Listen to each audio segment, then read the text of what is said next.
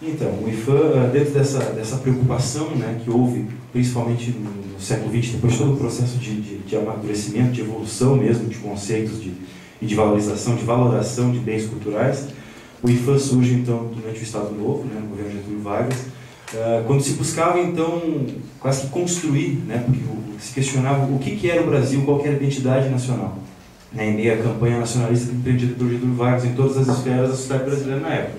Então, já que se queria realmente levar adiante aquela ideia que tinha começado lá no Império, né, de nação brasileira, então o que nos faz uma nação brasileira? E então, o IFAM é criado, uma série de pensadores, de pessoas ligadas então, ao meio cultural, para que não se buscasse essas referências culturais, né, que dissessem respeito à nossa identidade enquanto Brasil. E isso é 1937, né? E desde então temos aí avançado bastante, até porque esses conceitos de patrimônio cultural evoluíram muito ao longo do século XX. Como o professor Pastina comentou, inicialmente o objeto principal dessas ações de preservação eram, né, as construções palacianas, as grandes igrejas barrocas, né, porque se ligava muito a ideia de patrimônio cultural a obras de referência, a grandes obras artísticas e culturais, né, geralmente ligadas à história oficial, à dita história oficial, né, do país. E acredito que a Segunda Guerra Mundial teve um papel fundamental no avanço desses conceitos, né, porque como se destruiu e se perdeu muito na Europa, principalmente, em termos de arquitetura vernacular, de costumes, de hábitos, do patrimônio imaterial daquelas pequenas comunidades da Europa que foram arrasadas durante a guerra. Então, se começou a refletir muito sobre, de fato, o que era patrimônio. Será que o patrimônio era apenas a catedral da capital, né, do país, ou a pequena capela da aldeia também não era patrimônio cultural, uma vez que dizia respeito àquela comunidade, né, que estava ali vivenciando no cotidiano aquele cenário, aquela paisagem, aquele conhecimento, tudo aquilo que acontecia ali naquele lugar, né? Então, a própria estruturação da ideia de patrimônio local, patrimônio numa esfera estadual, regional e nacional também se desenvolve muito nessa época, e claro que isso vai estar refletindo também no Brasil. Tanto é que o IFAM hoje acho que é um dos órgãos mais antigos, né, em atividade no Brasil, são mais de 70 anos, né, da sua criação, e a ideia sempre é identificar, valorizar e preservar então o patrimônio cultural, até porque a gente tem essa preocupação de tornar o patrimônio conhecido, né? Daí a importância dos inventários, das varreduras, né? Porque não adianta se preservar o que não se conhece, né? Como é que eu vou preservar um bem que não me diz respeito a princípio? Então eu tenho que realmente investigar, e aí tem todo um processo, né, uma metodologia técnica mesmo de inventários e tal, para que a gente possa estar tornando esse patrimônio cultural conhecido, e aí então, conhecendo o patrimônio, de que forma preservá-lo, de que forma divulgá-lo, de que forma promovê-lo, para que a sociedade como um todo possa estar se apropriando, ou reapropriando muitas vezes, porque se perde muitas vezes ao longo da história o vínculo com esses bens, com essas referências culturais, então é preciso uma reapropriação, né, da sociedade para com esses bens. E aí eu acho que a grande missão do IFAM é nesse sentido, realmente de tornar esse patrimônio conhecido, né, divulgá-lo e então promover assim, com toda a sociedade, a sua preservação. Acho que essa frase é importante, né? Estou falando então, já que o IFAM tem essa missão de preservar a população, mas principalmente o IFAM preocupa-se em elaborar programas e projetos, né? Então, aí, entrando realmente no mérito das políticas públicas de patrimônio, né? O IFAM, então, como órgão institucional de patrimônio cultural, preocupa-se em elaborar programas e projetos que integrem a sociedade civil com os objetivos do Instituto, né? Bem como busca de financiamento e parcerias para auxiliar na execução das ações planejadas. Ampliar o acesso ao patrimônio cultural como objeto de cidadania é base para o desenvolvimento sustentável e melhoria das condições de vida da população. Ou seja, a gente consegue fazer assim ampliar, potencializar, né, o conceito de patrimônio cultural, né? Ele extrapola aquela questão inicial, claro, é muito importante e primordial, que é a da identidade, que é a da memória, que é a da referência cultural, e a gente consegue potencializar o patrimônio cultural, inclusive com o viés econômico, do desenvolvimento sustentável, né, da cidadania, que acaba sendo, na verdade, a forma, inclusive, também de reapropriar e de valorizar a questão do patrimônio cultural. Então, o que o IFAM tem preservado em Santa Catarina? O professor Lapastina falou do tomamento, né? Então, é um instrumento jurídico, né? Uma forma legal de proteger, de criar restrições legais, para que a gente possa proteger o patrimônio cultural. Mas você sabe que, infelizmente, pela falta de educação patrimonial, pela falta de conscientização de boa parte da população, ainda, principalmente no Brasil, nós temos uma dificuldade muito grande de naturalmente preservar e ter as referências, as memórias protegidas. Então, daí que é necessário todo esse aparato legal, mesmo jurídico, né, para poder proteger o patrimônio cultural. E uma das figuras mais aí já consolidadas, digamos assim, de proteção, principalmente de bens imóveis, bens materiais, e aí, principalmente os bens imóveis, as edificações, os conjuntos urbanos, é o tombamento, né? Que é realmente impor uma série de restrições para que aquele bem cultural seja protegido. Ou seja, a grande dificuldade geralmente é fazer o cidadão que é proprietário de um bem tombado, no caso de um particular, de que aquele bem não é importante só para ele, né? Não é só um bem pecuniário que diz respeito, não, é um bem importante que ele extrapole essa esfera, né, do patrimônio econômico, e ele adquire um outro significado muito mais amplo, né, que diz respeito à sociedade. E aí então o tombamento vem nesse sentido, né? Então o que nós temos em Santa Catarina de bens protegidos pelo tombamento? Aí temos os centros históricos, né? Laguna e São Francisco do Sul, que são dois dos centros históricos mais importantes do sul do Brasil pelo seu contexto, né? No processo de expansão portuguesa do sul do Brasil já no período colonial, né? E aí conjuntos arquitetônicos e urbanísticos de grande relevância, né? Onde a gente tem Laguna, por exemplo, são em torno de 700 imóveis tombados, São Francisco do Sul em torno de 400, né? Ou seja, toda a área urbana central, original dessas localidades está protegida por um tombamento, né? Define-se uma área de proteção, uma poligonal, como nós chamamos, e todos os imóveis e espaços que estão inseridos nessa poligonal passam a ter a chancela, né, do tombamento, passam a ser protegidos pelo tombamento. Tá? E aí, bens isolados, né, bens que não estão, no caso, em conjunto, nós temos uma remanescente da Vila de São Miguel, que era uma antiga povoação colonial ali do Iguaçu, né, a BR-101, infelizmente, quando sua construção na década de 60 arrasou boa parte da vila, e os remanescentes, né, que é uma igreja do século XVIII, século XIX, uma casa grande, uma casa senhorial, e o aqueduto foram preservados, então, como remanescentes dessa antiga vila do período colonial, que, aliás, foi, inclusive, capital, né, da capitania de Santa Catarina, quando da invasão espanhola na ilha de Santa Catarina, em 1777, né.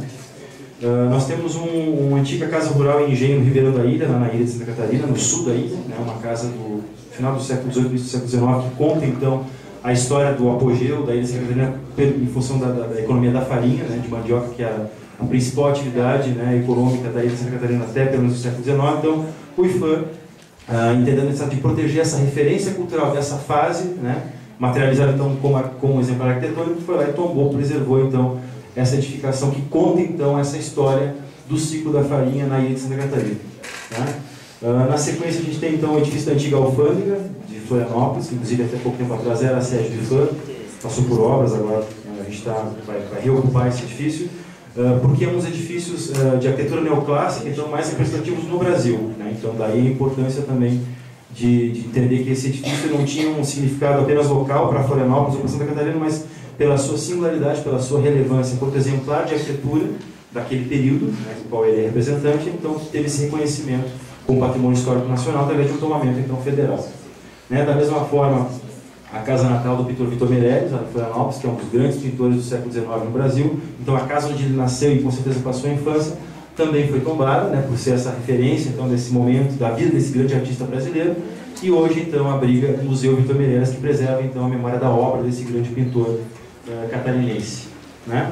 A Ponte Ciro Luz, né, com certeza que é um ícone não só de Florianópolis, mas do estado de Santa Catarina, né?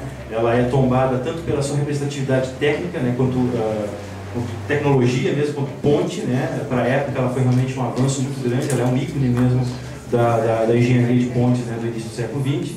E além do que ela tem um apelo paisagístico, né, que é o principal cartão postal de Florianópolis, com certeza, é algo que perpassa essa questão mesmo física, que está muito assim no imaginário, é uma coisa já quase intangível, a Ponte Ciro Luz, né? E aí, claro, também tem uma chancela federal por se reconhecer, então, esses valores que ela possui, né? As fortalezas, né, da ilha de Santa Catarina, vocês então lembram que a ilha de Santa Catarina ela tinha esse papel estratégico muito importante para a coroa portuguesa no período colonial, né, por ser essa área de disputa com os espanhóis.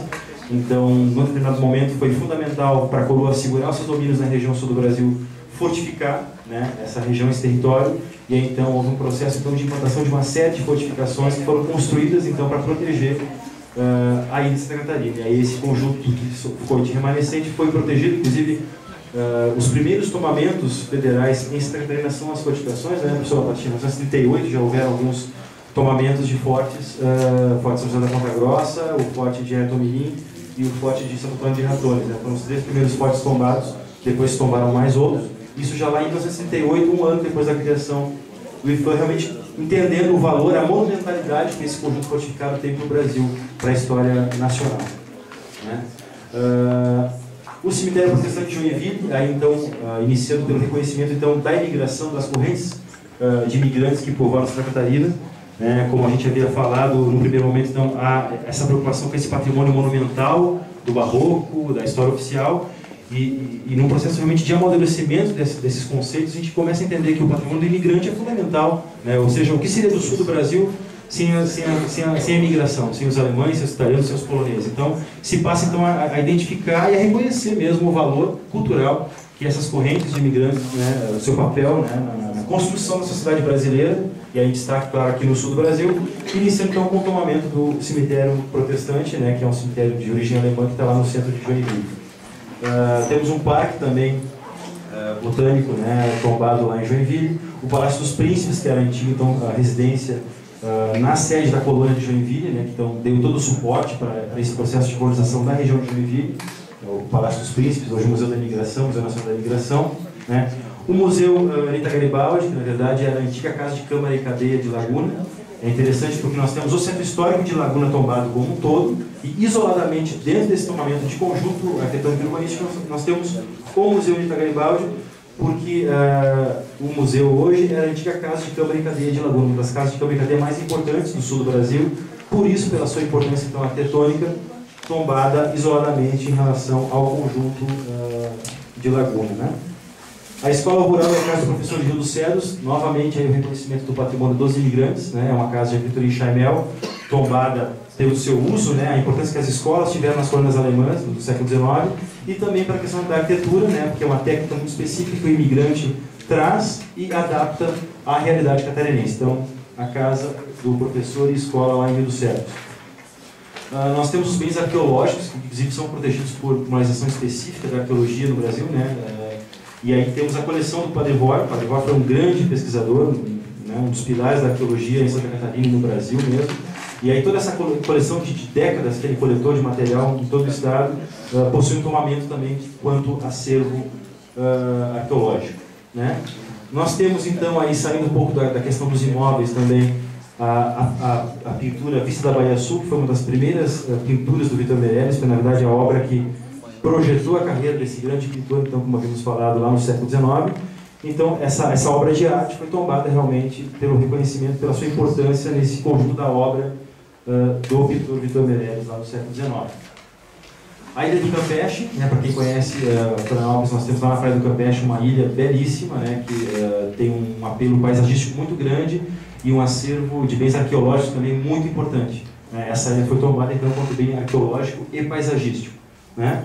E por fim, mais recentemente, né, em 2007, nós tivemos um tomamento então, de 45 edificações isoladas, né, bens, edifícios pontuais, né, e 2 conjuntos arquitetônicos nas regiões de imigração. Então, realmente, aí foi o grande reconhecimento, depois daqueles tomamentos iniciais do cemitério, do Museu do Imigrante e da Escola Rural lá de Rio dos Cedros, nós tivemos então esse grande tomamento, né, no Estado, reconhecendo então, as diferentes correntes migratórias que vieram para Santa Catarina. Então, os poloneses, os italianos, né, ucranianos e alemães. Então, são 45 imóveis que contam, então, que materializam, então, a história, a epopeia desses imigrantes em Santa Catarina. Então, esse realmente foi um passo muito importante nessa política de reconhecimento do patrimônio cultural do imigrante no Brasil.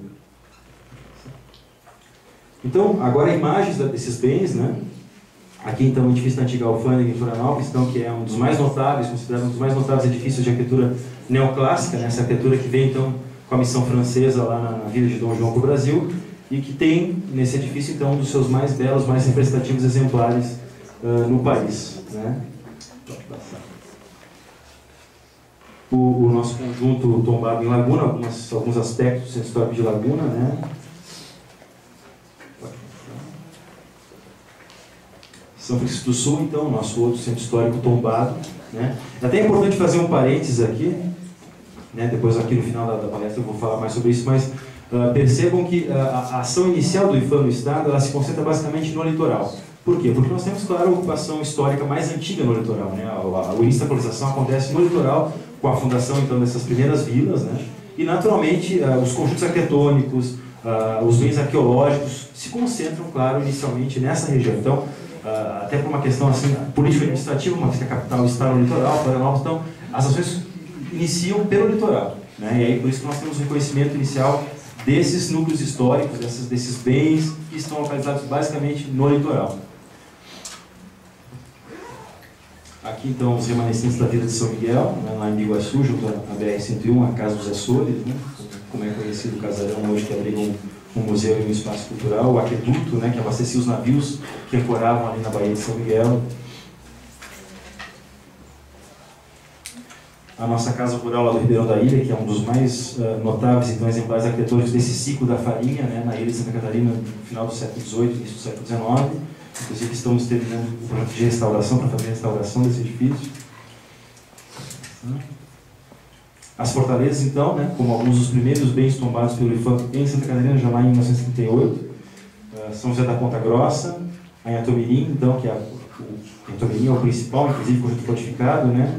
Essas fortificações foram um projeto do engenheiro militar Brigadeiro Silva Paz, né, que foi o grande arquiteto, na verdade, do sul do Brasil nessa época, né, o fundador do Rio Grande, depois foi transferido para Santa Catarina, então projetou todo esse sistema defensivo para proteger então a ilha de Santa Catarina das invasões inimigas, né.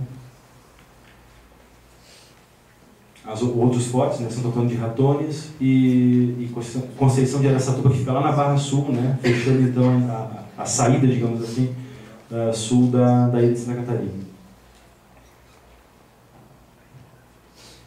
Os fortes que estão hoje junto à cidade de Florianópolis, o Forte de Santana, que fica ali embaixo da Ponte Cílio Luz, e o Forte de Santa Bárbara, né, que era a antiga capitania, depois capitania dos portos, também tem tomamento dentro desse conjunto fortificado em Santa Catarina.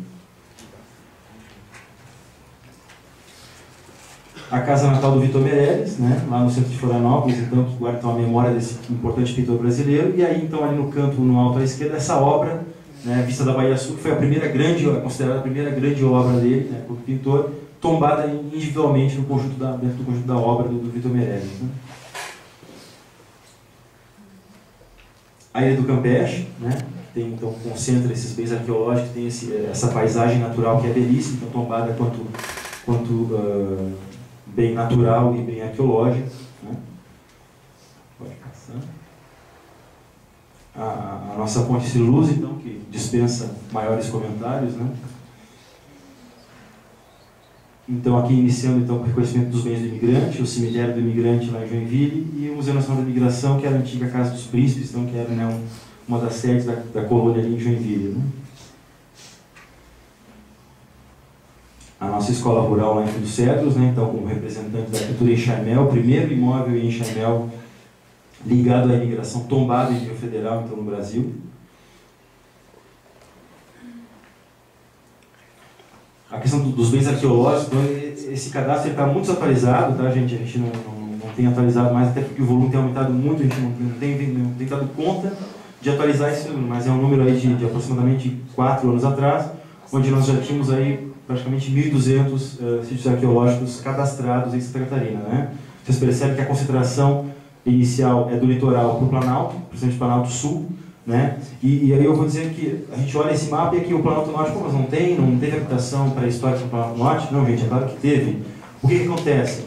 Geralmente esses estudos, né, e o levantamento dessas informações está ligado a empreendimentos, né? Porque os bens arqueológicos, como bens da União, qualquer empreendimento que venha acontecer, entende esse empreendimento, obras de infraestrutura, de engenharia que vão ter algum tipo de impacto sobre o solo, que é onde estão então essas jazidas de bens arqueológicos, é alvo de licenciamento. Né? E aí o IFAM entra como também o órgão licenciador e há toda uma preocupação de salvamento, de resgate, de levantamento de informações para então salvamento desses bens arqueológicos. Então a gente tem, na verdade, nesse quadro, as regiões onde tem havido mais empreendimentos dessa natureza em Santa Catarina. Né? No litoral, claro, onde a gente tem uma concentração urbana bem maior, e no Planalto Sul e no oeste, ao longo do Rio Uruguai, porque é onde a gente tem as grandes hidrelétricas em construção e licenciamento. Ou seja, então, isso reflete, na verdade, atualmente, boa parte de onde está acontecendo esse desenvolvimento econômico em Santa Catarina, por conta de empreendimentos, de grandes empreendimentos. E é por isso que esses dados estão acontecendo nesses municípios. Não quer dizer que não existem, tá? Pelo contrário, a gente, qualquer um que tem mínimo conhecimento de arqueologia sabe que a riqueza arqueológica do Planalto Norte é imensa, né? Mas isso reflete, então, os lugares desses empreendimentos em licenciamento ou já licenciados no Estado. outros trabalhos. Então, fora esses bens já tombados, né, ações que o IPHAN, ações de inventário, de varredura, como o professor Lapastina comentou, que a gente tem realizado e que devem culminar, alguns já culminaram, mas que ainda devem culminar em mais tombamentos, em mais ações de preservação no Estado.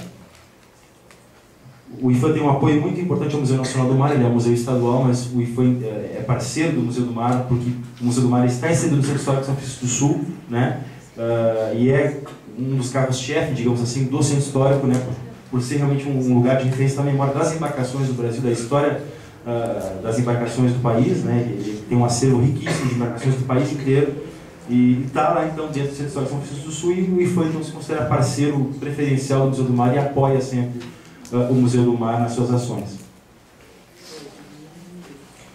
Nós tivemos um importante programa de revitalização geral do Centro Histórico de São Francisco do Sul já há alguns anos atrás, que é o programa Monumenta, né? Diversas cidades históricas do Brasil foram contempladas, e no caso aqui no estado nós tivemos São Francisco do Sul contemplado, e realmente a gente percebe nos últimos anos uma grande mudança, uma ótima mudança, porque realmente conseguimos revitalizar, criar uma série de equipamentos, né? A questão da infraestrutura mesmo do Centro Histórico, para que realmente pudesse melhorar as condições de vida, né, e, consequentemente, de preservação do Centro Histórico de São Francisco do Sul. Então, fundamental para a história do Centro Histórico de São Francisco do Sul a ação do programa Monumenta, né, investimentos pesados mesmo de restauro, de infraestrutura, para realmente melhorar as condições de vida da população francisquense.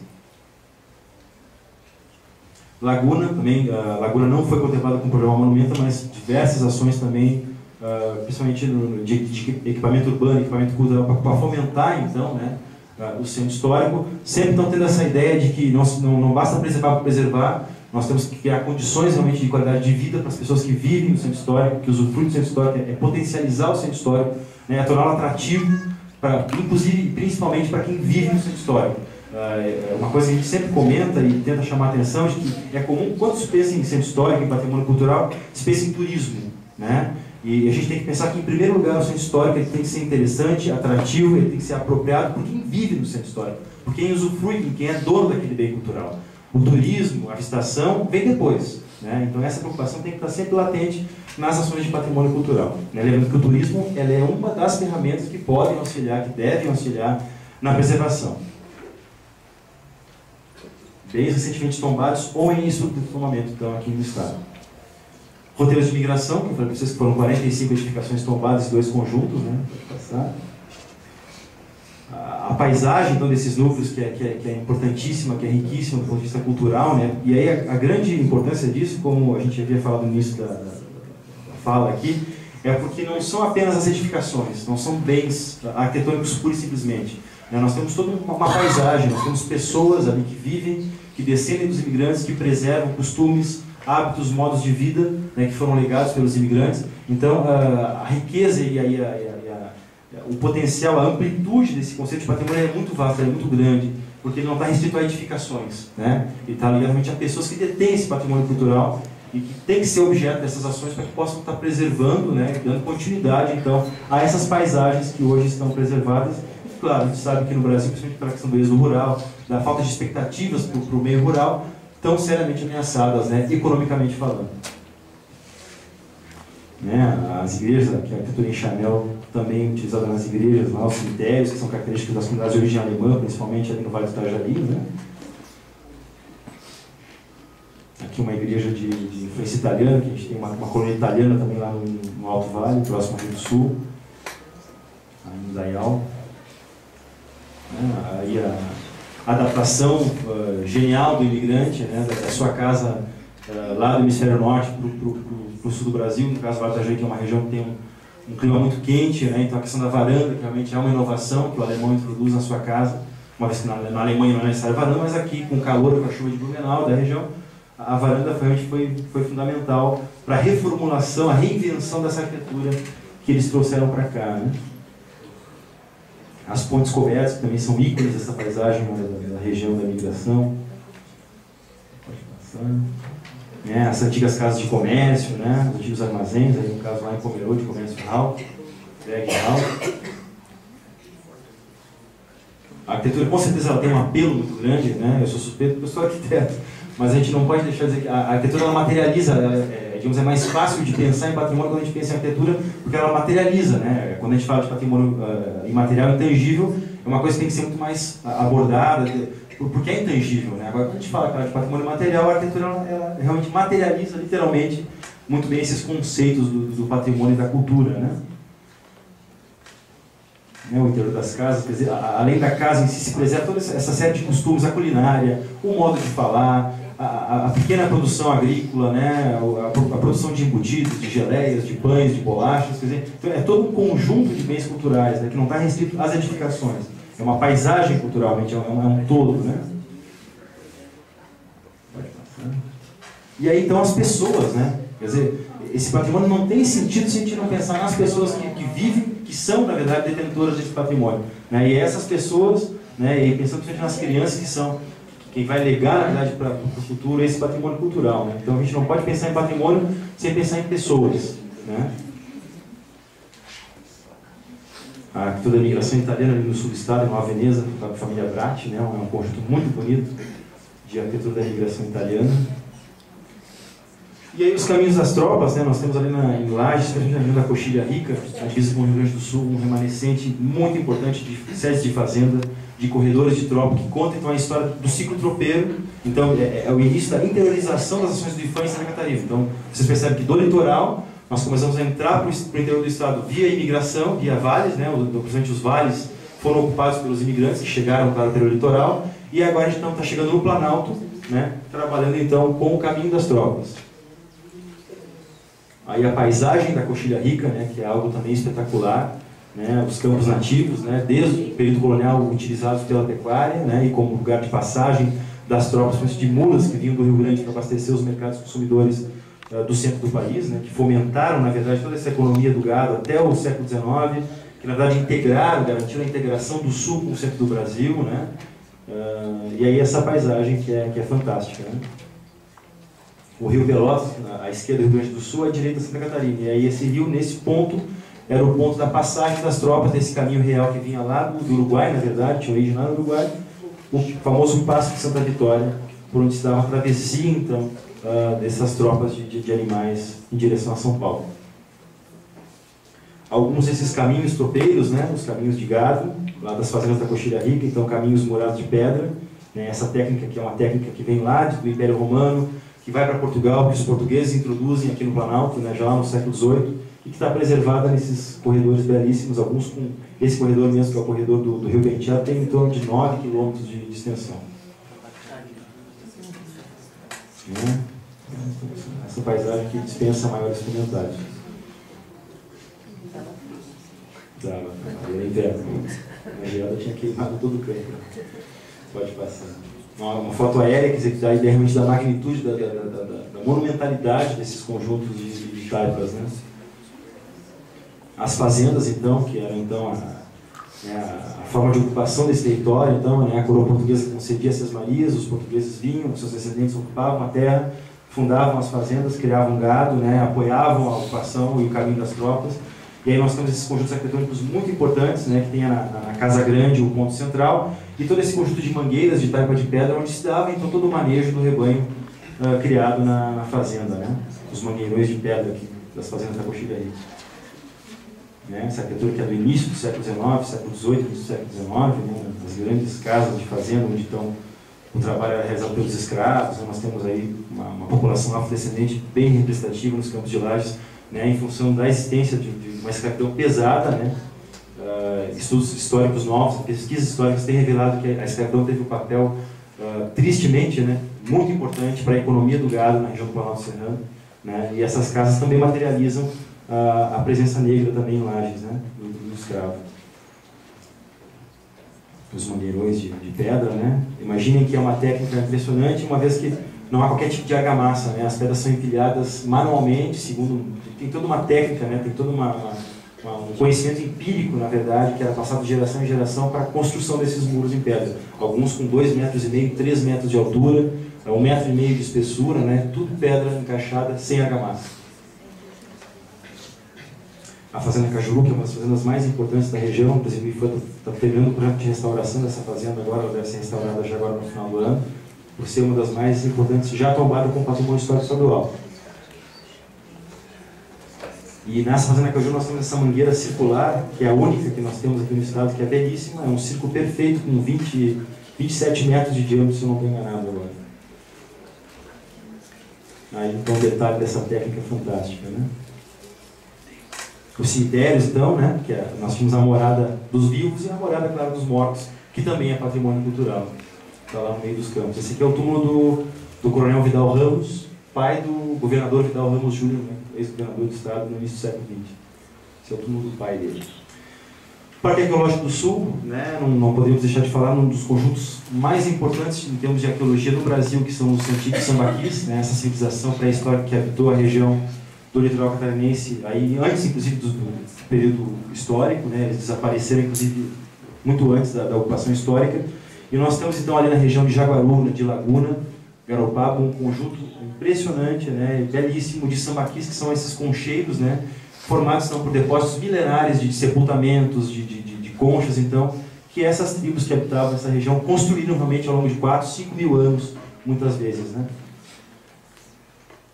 Um pouco dessa paisagem, então, também, que é muito bonita ali, o Farol de Santa Marta, em Laguna, né, que guarda, então, esse patrimônio dos sambaquis. A Barra de Laguna, né. E aí, então, esses concheiros, né, alguns com quilômetros de extensão, na verdade, diária, né, esse aqui é o sambaqui do Farol de Santa Marta, né, em torno de 5 mil anos de ocupação, né, nesse sítio, né, com muitos sepultamentos, com muitos artefatos. É uma região lagunar, uma vez que desse vai e vem de nível do mar nos últimos 10 mil anos, então a gente tem uma paisagem também excepcional, né, nessa região, né? Muitas lagoas, muitos canais, né? E aí aqui então, aquele que é considerado o maior sambaqui do mundo, que é o sambaqui Garopabão, né? O Garopaba do Sul, já diminuído porque os colonizadores já no século XVIII aproveitavam esses concheiros para a construção, para a obtenção de cal, né? O cal era indispensável na construção civil, então, por falta realmente de valoração, não se dava valor a isso na época, né? Então se explorou muito desses sítios, né? Muitos foram destruídos realmente pela exploração para o cal. E aí o Garopabão, felizmente, se preservou em parte, ele era muito maior, ele tem aproximadamente 60 metros de altura no seu ponto mais elevado, era muito maior, e ainda assim ela tem uma área imensa, né, preservada. A gente brinca que é o equivalente às nossas pirâmides, né? Tem as pirâmides do Egito e nós temos o sambaqui Garopaba do Sul. E aí a própria ocupação histórica, né, que se deu nessas regiões também agregou bens culturais, né, como a pesca, o açoriano que se estabelece nesse lugar. Então traz a arquitetura, traz as embarcações tradicionais, traz a pesca, né, e todo um outro universo de bens culturais que está aí hoje ainda preservado. Freguesias dos brasileiros, estão falando em açorianos, né, então os açorianos que colonizaram o litoral, então deixaram também esses antigos núcleos, né, como a Enseada do Brito, né, que tem essa grande praça ainda com todo um casario preservado, a igreja ao fundo, né, que conta então essa epopeia também dos açorianos vindo para o Brasil, para o sul do Brasil, nessa fase onde a gente disputa com os espanhóis, então ao mesmo tempo que se fortificou, que se construíram aqueles fortes todos, né, para proteger militarmente o território, se trouxeram os povoadores, para realmente povoar, para legitimar a posse portuguesa sobre esse território, então, com povoadores. Os povoadores vieram dos Açores e nos legaram então essas diversas vilas que estão ainda preservadas, com todo também um universo de bens culturais e materiais, a paisagem também, como na imigração europeia, né, que nós temos aqui na região também.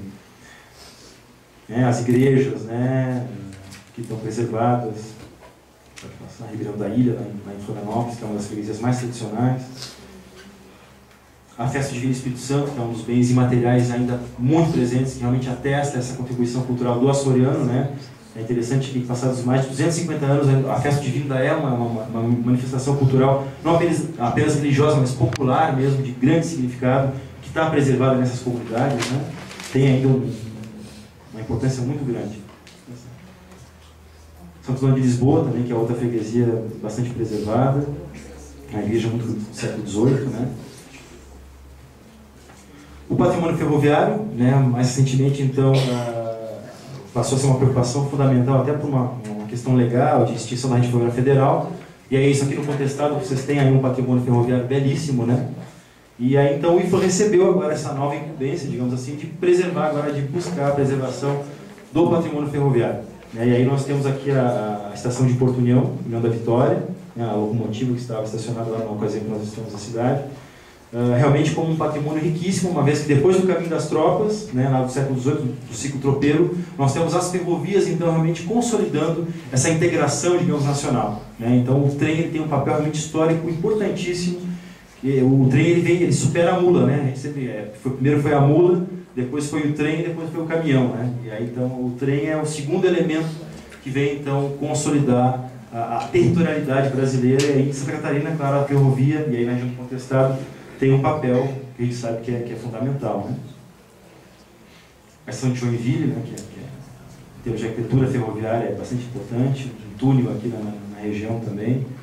Então digamos, é uma área nova, e está há pouco tempo trabalhando com isso, temos avançado já, e estamos buscando então agora a preservação desse patrimônio que é muito também peculiar, muito especial.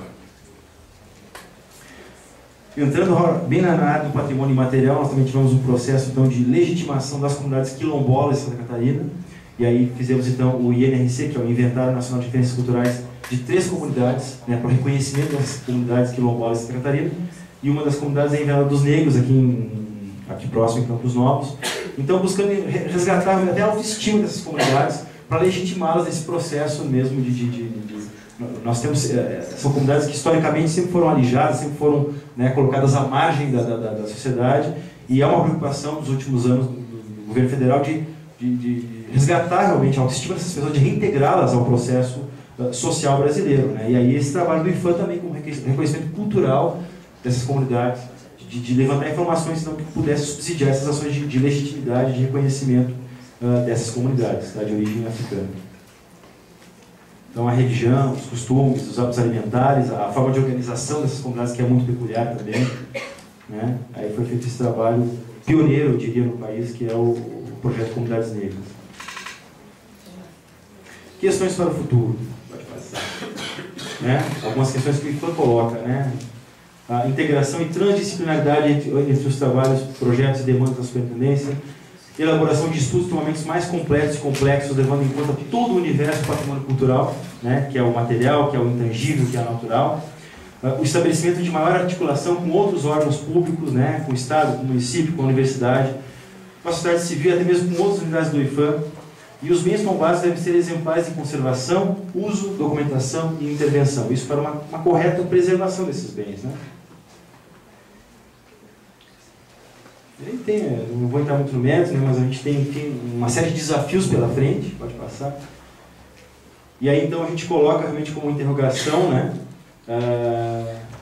a necessidade realmente de avançar, de interiorizar ainda mais as ações do IFAM no Estado. Então nós temos, como eu falei aí, os bens tombados, né, no litoral, o caminho das tropas ali na região de Lages, já então a questão da migração pegando o Planalto Norte agora, então nós temos já alguns bens tombados aqui nessa região. Um dos núcleos que a gente precisa destacar é Alto Paraguaçu, aqui em Itaiópolis, né, que é um núcleo de arquitetura polonesa, muito importante, um dos mais importantes, se não o mais importante do Brasil, que já foi tombado agora há 4 anos atrás. Então agora a necessidade que a gente tem de avançar realmente, de ampliar, de sair um pouco dessa concentração histórica do litoral e avançar realmente para tentar atender cada vez mais o estado de Santa Catarina como um todo. Né? O Oeste de Santa Catarina, por exemplo, é um gigante desconhecido ainda por IFAM. A gente tem pouquíssimas ações, fica mais nessa área do licenciamento arqueológico, e é preciso realmente avançar para o oeste. Era isso, agradeço a paciência de vocês, depois a gente tem um espaço para questionamentos. Obrigado.